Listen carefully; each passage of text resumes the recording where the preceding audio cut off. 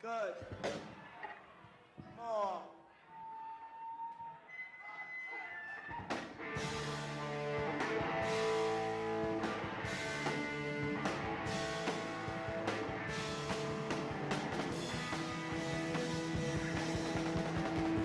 In the 1970s, there was a so-called explosion of punk rock onto the music scene in both the United States and the UK, following musical influences by bands such as The Stooges and MC5. Punk music is generally known for its fast-paced and loud songs with raw vocals and lots of energy. And early, bigger-name punk bands helped revolutionize the sound of punk music, such as the Sex Pistols, with their first release, Anarchy in the UK, in 1976, that helped solidify the sound of British punk, and a band called The Damned, which is the first UK punk band to release a single titled New Rose, which was notably released almost exactly a month before Anarchy in the UK, and proto-punk bands like Death, which was a precursor of punk music but still had the same sort of sound that can be heard in punk. However, punk is a whole lot more than just a music genre. Over decades, it has evolved and shaped itself into a thriving culture with all sorts of people and ideas. Punk has huge roots in do-it-yourself culture, or DIY for short, with a sort of look-down on things like overconsumerism and needless waste. People who engage in punk subcultures often show this by making and modifying things such as their own clothes by themselves, and producing music either independently in bedrooms and garages or through small local labels. DIY culture is so ingrained in the heart of punk as a result of punk stemming from lower and working class people with less resources and accessibility than others, and as a way for anyone to be able to make a band and create music. People turn to DIY when they do not have the excess money to spend on things like fancy clothes and accessories. Punk also has a large mindset in being against the mainstream, such as flashy pop music and the idea of conformity in society. Punk embraces the alternative and weird, and a lot of punk music is treated as art and preservation of self-expression, which is very important to the community, as punk very much so encourages people to be themselves and be free to express themselves. Because of this mindset, punk spaces are often safe spaces for minority groups, especially the queer community. Another huge part of punk culture is messaging. The punk community has always been very vocal about all sorts of issues that are brought to light through music, such as classism, sexism, racism, and societal struggles.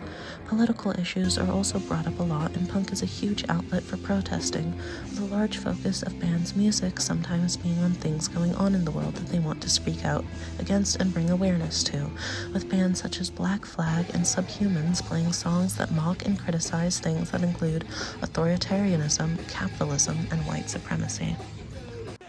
Unfortunately, punk doesn't always have too good of a reputation with the general public. It definitely doesn't help that punk shows have a tendency of being wild with the capacity to turn violent, and that can reflect badly on how people unfamiliar with the punk scene react to the culture as a whole.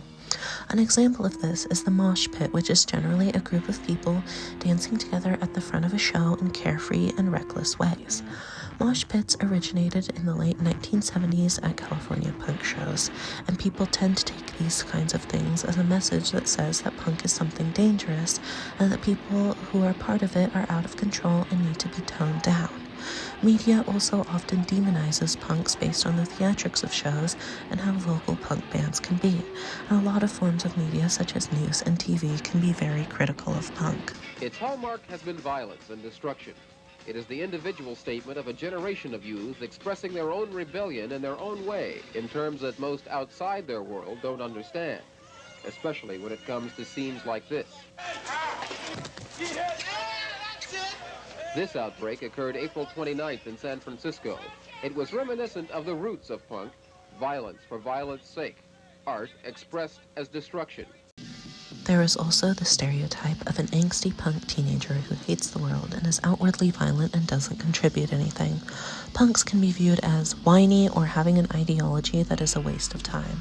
Due to this mischaracterization, many people view the punk scene as something dangerous to keep their kids away from, or point out individuals as cautionary tales to their children, which can be repeated by schools as punks being bad influences, and a lot of stereotyping is often put on punk culture to make it seem scary to children and teenagers. But despite that, a lot of punk spaces do care about the well-being of children and take care to keep them safe. It also certainly does not help that punk music is not very radio-friendly. Radio-friendly music often means pop songs that have been specifically made to be upbeat, catchy, and clean. Punk music has a style that does not match up with song structures and paces that would be suitable for the radio, and many punk songs have political messaging and profanity that radio stations do not want to play, as radio is generally across the board unwilling to broadcast songs that use strong language or promote political points of view. Because punk music is so radio unfriendly, it provides less chances for people to hear it often and more opportunity for punk to be stigmatized and misunderstood.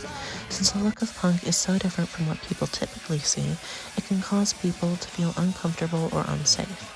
However, not all outside interpretations of punk are negative. Punk culture is often a large influence on teenagers and young people and how they interact with the world, and there is more and more positive media coverage of punk emerging today.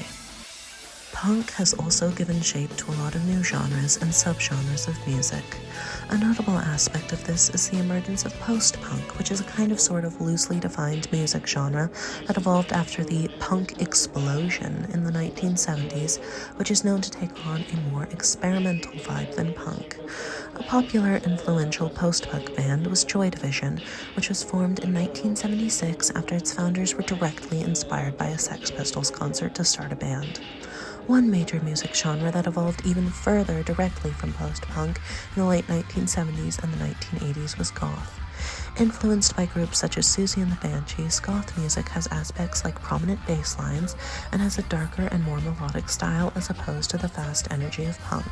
Goth takes on an energy of its own and has evolved into a large and thriving subculture. Another offshoot of punk and post-punk is new wave, which is a genre that is characterized by more synthetic sounds and blended pop into the punk mix. New wave is typically aesthetically more polished sounding than punk music. Overall, punk is still a massive part of the music scene today. It has left a lasting impact on society and continues to push relevant issues through to the people. It has birthed a plethora of genres and subgenres as a byproduct of its existence and continues to evolve and create new genres of music. Punk scenes and spaces are still very active, and most cities and towns have local punk bands and venues for punks to hang out, listen to live music, and hold events. In our society, punk still stands and serves as a form of community and a way for voices to be heard.